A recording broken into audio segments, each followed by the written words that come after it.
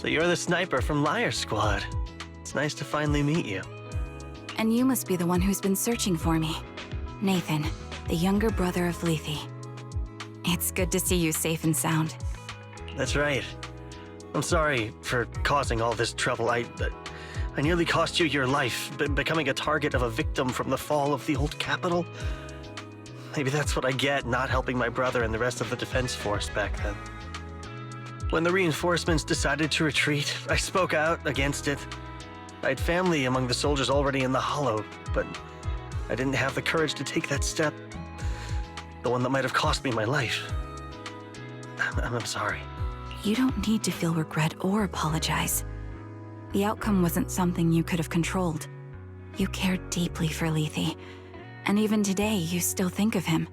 To someone like him, who always cherished family, that's more than enough. Thank you. I heard you've been searching for the members of Liar Squad all these years. I'm nothing compared to your determination. Thank you for everything you've done, but please stop the search. It's time for you to start living a life that's truly your own. I hate to say this as a family member, but back then, they were already... I know. You don't need to say it. I've been drowning in a fantasy of my own making for years, but it's a fantasy that kept me from falling into the abyss. Nathan, Grim Vulture told me you have something you want to give me. Is that why you commissioned someone to find me? Yes. After learning about the bond between you and your squad, I knew I couldn't live with myself if I didn't get this to you.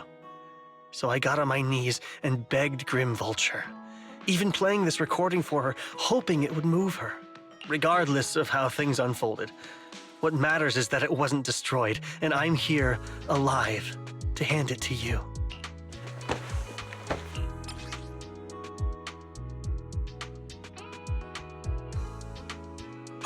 I found this while going through my brother's belongings.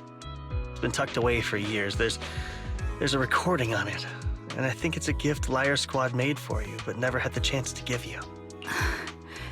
Thank you so much. Do you mind if I listen to it now with the proxies? Wait, with us? I thought we were just here to collect the commission fee today. Go ahead. As for the commission fee, I'll pay it to you both shortly, so don't worry about that.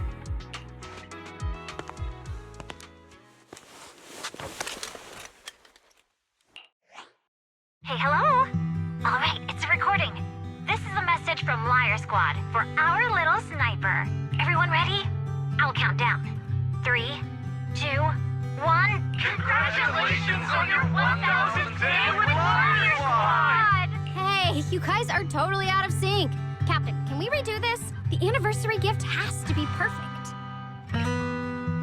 That's our assault specialist, Acheron. She has a strong sense of aesthetics, prioritizing beauty in both combat and her daily life. She taught me a lot about makeup and fashion. Oh, she won't care if we're a little off. Forget the re-record. Let's just get it done and order the cake. We don't want him to sell out. That's our medic, Kakaitis. He's usually lazy and a bit of a smooth talker, but he's actually very capable and kind. He taught me a lot about unconventional negotiation tactics and ways of handling things. You two, stop arguing during the recording. I've already ordered the cake. If you keep rambling, we really will have to re-record this. Cut the chatter already. And that Styx, a reliable artillery specialist. He's the oldest in the squad. He loves sharing photos of his daughter and reminiscing about how he wooed his wife. The way he won her over inspired me a lot. All right, let's all calm down. Wouldn't want to get on the captain's bad side. Captain, would you like to go first? We can edit or re-record whatever we need to. That's our scout and engineer, Lethe. He's a bit self-conscious because of how his younger brother excels, and he's somewhat introverted. But he's actually very capable. He taught me sharp observation skills, calm execution under pressure, and how to make use of the environment. Okay, thank you all for settling down before I completely lost my cool. It's fine. No need to cut anything or re-record. Let's just keep it as it is. Loud and messy, just like our Liar Squad. That's our captain, who took me in and taught me how to play the harmonica. and the real Charon. I'll make sure to explain properly to you later, Proxy. As you've heard, this recording is a little gift from the 5 of us. How time flies.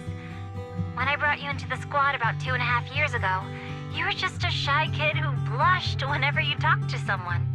Over these 1,000 days, you've really worked hard to keep pace with our fighting rhythm. You've done incredibly well.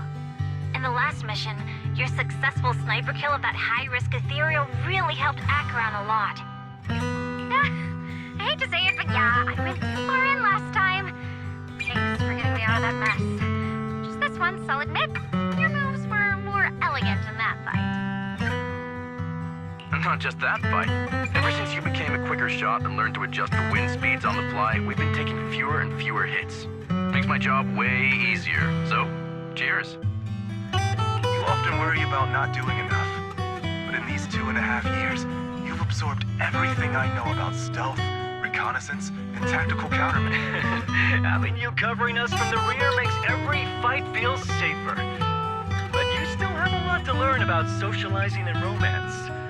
When peace finally comes to Eridu, leave us and live your own life. Where did that come from? She's not leaving us.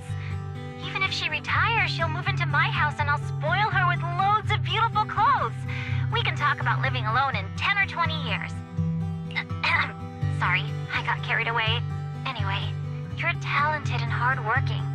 Over these 1,000 days, you've opened your heart to us and even encouraged us in return. Having you as a comrade is a blessing for all 5 of us. But I have to say one thing. You're always so sensitive and kind. Every time you see us get hurt, you look like you're about to break. Has our squad motto, having each other's backs, become too much of a burden for you? I get how you feel. When your squad mates trust you with their backs, your first instinct is to protect them, right? But that's not the way it should be. No one can shoulder everything alone. Don't try to carry everything on your own.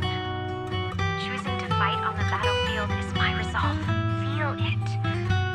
Share yours with me.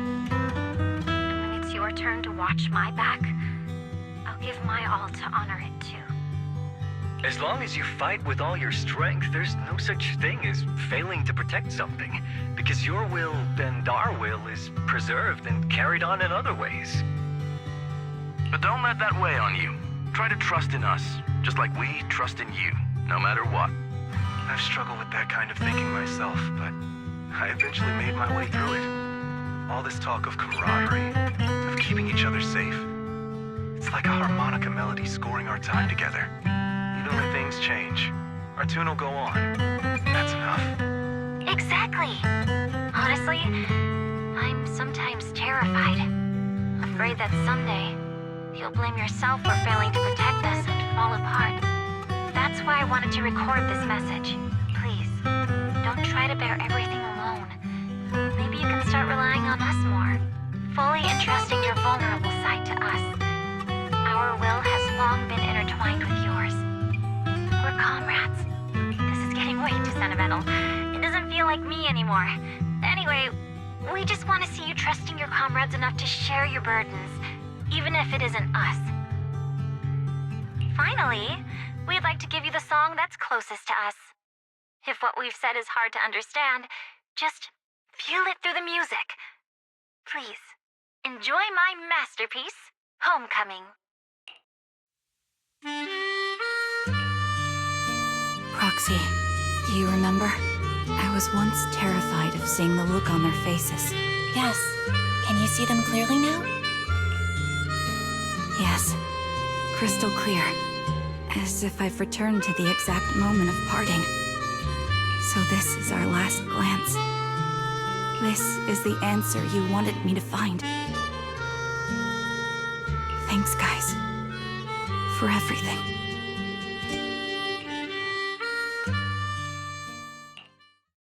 Proxies. No. Lies. Belle.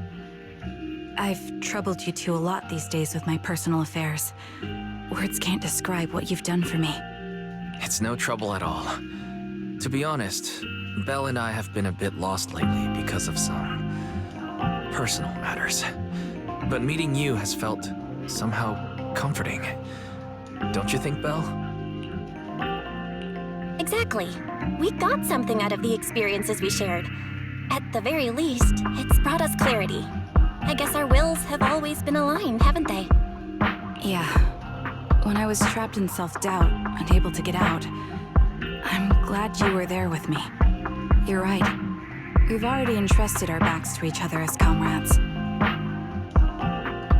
And because of that, because we are comrades, please, hear me out. Maybe you've already noticed. I'm sorry, but I've been keeping something from you. Charon isn't actually my codename. As I mentioned before, Charon was my captain's codename. When I met both of you for the first time, I didn't want to tell you my codename, because I thought someone who couldn't protect their squad mates had no right to one. So I lied. Captain Charon was an orphan like me, with no family to mourn her. I've been using her codename because I may be the last person in the world who still remembers her. But I understand now. If I want to keep moving forward, I can't keep hiding behind a lie. My true codename is... You don't have to tell me. At the harbor, Nathan spoke to you privately. Was he offering you a chance to return to the Defense Force? Yes. He said he still has a friend in the Defense Force who's currently forming a new squad. And if my goals align with theirs, I could consider joining them. So, what's your decision? Where will you go next? After everything that's happened, I think I do share the same goal as that friend of his in the new squad they're building. So I'll head back to the new N.A.T.G Defense Force and keep chasing my new goal with a new team. Your new goal? Are you going to look further into the fall of the old capital? Yes. My encounter with Grim Vulture has made me realize this should be the true form of my vengeance. I'll uncover the real culprits behind the old capital's fall and make them pay for their crimes. I have a gut feeling the masterminds will reveal themselves again soon. To protect the city my comrades cherished and sacrificed their lives for, I won't allow such a tragedy to happen again. By letting the will to protect guide my hatred, I now have a clear aim toward the truth. That's what I thought. If that's the case, then for now, we probably shouldn't learn your true codename, or lean on each other too much. Are you saying we're on opposite sides? No, we might walk different paths. Those paths will lead us to the same destination. It's just that, for now, To be honest, after facing an enemy as ruthless as Grim Vulture, we're reminded of our own powerlessness. Watching you fight back, almost losing your life to a bullet, that feeling, we're nowhere near strong enough to protect you, and we're not strong enough to open up about our pasts either. Sorry.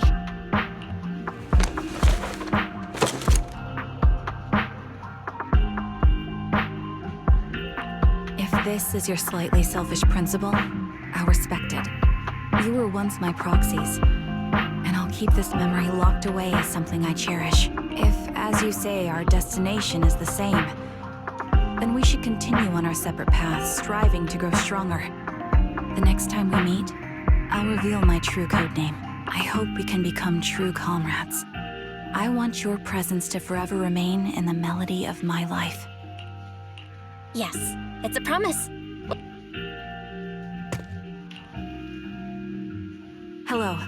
I'm the sniper from the former Liar Squad of the Chrysoberyl Division, recommended by Captain Nathan, originally of the new N.A.T.G Defense Force's Obsidian Division, Impera Squad. Ah, I heard about you from my superior. You're the one who dealt with the serial murders targeting the Defense Force, right? Well, then let me confirm a few details before taking you to base. Which squad are you applying to join? And did you have a code name during your previous service? I'm applying to join the Obsidian Division's Oval Squad. As for my codename, Trigger. I was Trigger of Liar Squad.